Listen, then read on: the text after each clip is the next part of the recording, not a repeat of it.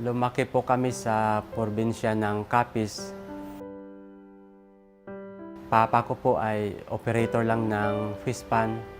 Ang mama ko rin po ay nagtutulong din sa pagtinda-tinda ng mga seafoods, kung ano po ang pinagkakitaan. Mahirap lang po ang pamumuhay namin. Naalala ko lang kasi yung mga hirap ng buhay sa probinsya nga po. Kasi po nang maliliit pa lang po kami ay ang hirap po talaga. May panahon po na kahit bigas po hindi kami makabili. Minsan po yung mais po, hinahalo namin sa bigas para gawin namin kanin. Pupunta kami sa mga gubat-gubat. Nangunguha kami ng buko. Ginagawa po namin pang-ulam. Trabaho lang po ng papa ko po ay hindi talaga makakasya sa amin. Pangarap ko po na talagang makaahon po sa hirap. Sa elementary pa lang ako ay nag-school boy po ako. Sa amo ng papa ko rin, yung may-ari ng fish pan. Pinaral po kami ng ibang tao. Bilang katulong, ang palit po ay paralin kayo, suportahan yung mga pangbayad sa school. Tapos ng high school ako, doon naman ako sa kamag-anak namin.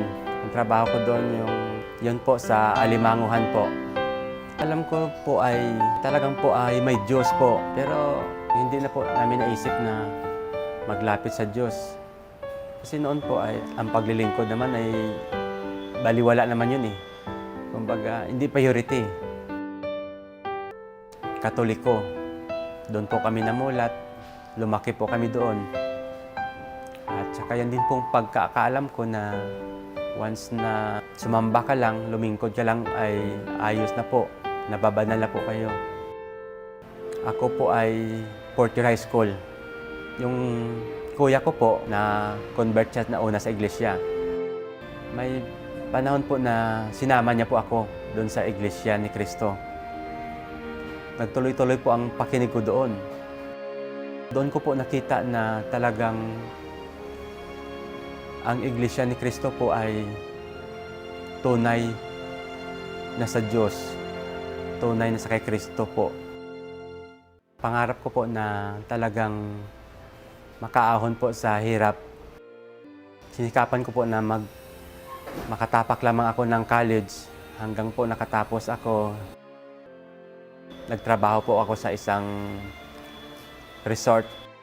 May customer po ako doon na Chinese. Naghanap po ng seafoods. Tinulungan ko po hanggang po kinontak po nila ako na kung gusto ko po magtrabaho sa kanila dito sa Maynila. Sabi ko po, baka ito na po ang pagkakataon. Iniwan ko po yung mag-ina ko. Dito po ako nagtrabaho sa Manila bilang taga-classify po ng alimango. Hanggang po ginawa nila akong taga-manage na po. Bali parang nung una ay maliit ang sahod ko doon. Inupiran niya ako ng malaki kasi marami na akong alam. Tapos habang nagtatrabaho ako doon, may tao silang nakuha. Ay yung mga ginagawa ko po na bilang nilipat po nila doon sa bagong nilang tao.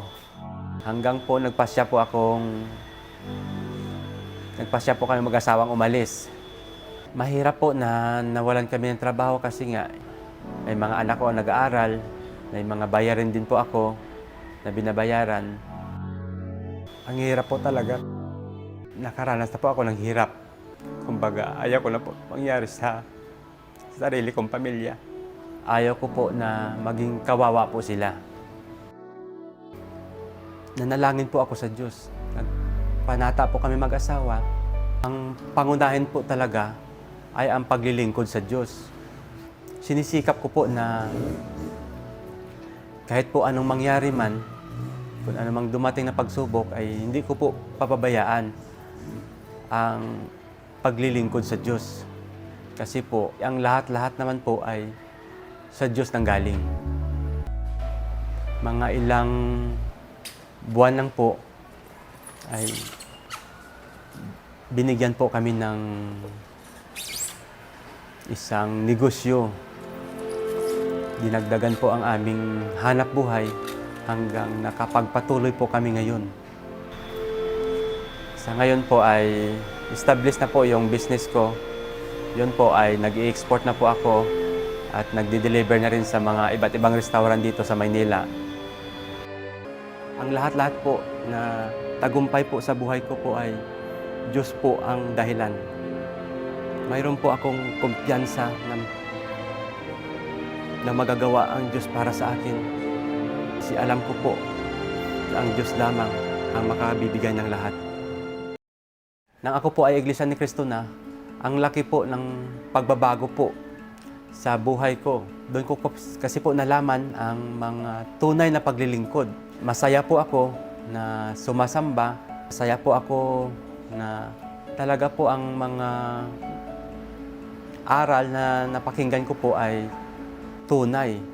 Kaya po ngayon ay kahit anumang pong mangyari, ay ipagpatuloy ko po ang aking paglilingkod, ang aking pag-Iglesia ni Cristo.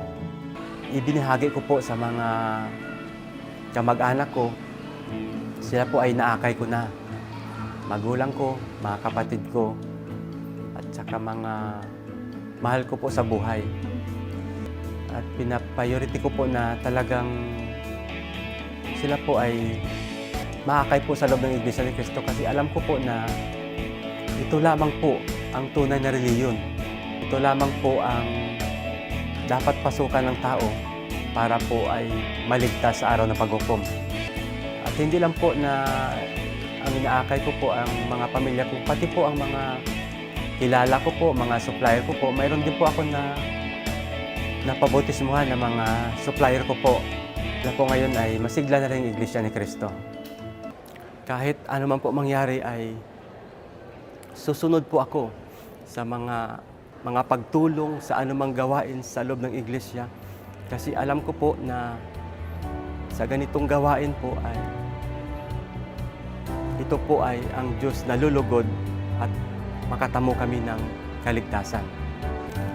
Bilang ama po ng sambahayan ay pinapangunahan ko po ang mga anak ko sa mga pagsamba, sa mga tapat na paglilingkod. Tinuturo ko po na kahit anong mangyari po ay tatawag lamang sa Diyos at may Diyos tayo tatawagan kung ano man po mangyari na mga pagsubok sa ating buhay. At sila po ay hinuhubog ko po sa kanilang musmos na edad, sa mga pagsamba ng kabataan. Sila po inaakay ko at hinihikayat ko sila po kumuha ng tungkulin sa loob ng Iglesia ni Cristo. Bilang Pangulong Binhi, kailangan mo pong maging huwaran pagdating po sa pagtupad ng tungkulin. Maaring sinasabi ng iba na mahirap pagsabay ng pag-aaral at tungkulin. Pero para po sa akin, mapapatunayan niyo po ang inyong pagmahal sa iglesia kung kayo po ay patuloy na nagsasakripisyo at nagmamalasakit para po sa bayan ng Diyos. Tinuruan din po ako ng aking mga magulang na pag po kakaligtaang sumamba, lagi pong manalangin at lumapit sa Diyos sa panahon ng mga pagsubok at tiisin. Sa Kanya din naman po manggagaling ang mga biyaya na magagamit niyo po sa ibang bagay. Kahit ano man po mangyari, na dumating na pagsubok, mga iba't ibang mga kahirapan sa buhay, magpapatuloy po ako. Hindi po ako aalis sa Iglesia ni Cristo kasi po dito lamang may kaligtasan at ito lamang ang ililigtas ng Panginoong Jesucristo sa araw ng paghukom. Panalangin ko po sa Ama na patuloy kami ingatan na kahit anuman po mangyari ay makapanindigan kami sa amin pagka-Iglesia ni Kristo.